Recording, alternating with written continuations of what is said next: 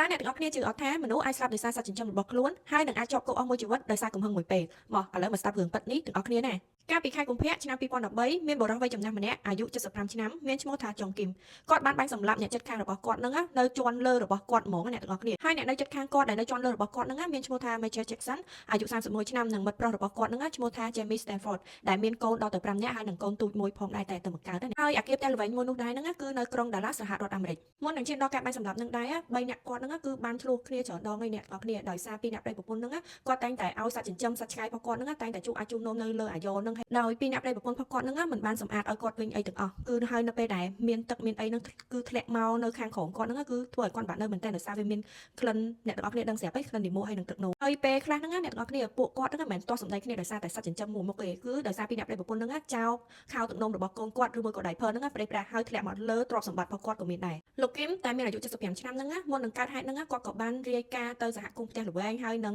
ប៉ូលីស HOA ហ្នឹងឲ្យបានដឹងដែរជាមួយនឹងភស្តុតាងដែលគាត់បានថតមកប៉ុន្តែដូចជាអត់មានដំណោះស្រាយអីឲ្យគាត់សោះនៅថ្ងៃកើតហេតុបន្ទាប់ពីគាត់ដើរជាន់លីម៉ូថ្មីៗរបស់សត្វចិញ្ចឹមរបស់ពីអ្នកប្តីប្រពន្ធហ្នឹងគឺគាត់ខឹងខ្លាំងមែនទែនហើយក៏បានទៅយកកំភ្លើងខ្លីមួយប្រភេទហើយដេញបាន Michael Jackson ហ្នឹងនៅលើយកផ្ទះរបស់នាងបន្ទាប់មកគាត់ក៏បានដេញតាមបាញ់ Jasmine Stanford នៅក្នុង apartment របស់គាត់ផងដែរហើយអំឡុងពេលបាញ់ហ្នឹងកូនតូចរបស់ Jasmine ហ្នឹងក៏នៅក្នុងនឹងដែរប៉ុន្តែសំណាងល្អគឺកូនតូចរបស់គាត់ហ្នឹងមានសុវត្ថិភាពអត់មានត្រូវអីទេហើយនៅឆ្នាំ2014គាត់ក៏ត្រូវបានគេកាត់ទោសពីបទឃាតកម្មហើយជាប់គុកអស់មួយជីវិតប៉ុន្តែលោកគឹមដែលមានអាយុ75ឆ្នាំហ្នឹងគាត់ក៏បដិសេធដែរគាត់ថាគាត់មិនបានធ្វើអ្វីខុសទេហើយគាត់ធ្វើបែបហ្នឹងគឺគ្រាន់តែការពារខ្លួនប៉ុណ្ណោះចុះអ្នកទាំងអស់គ្នាគិតមិនដែរ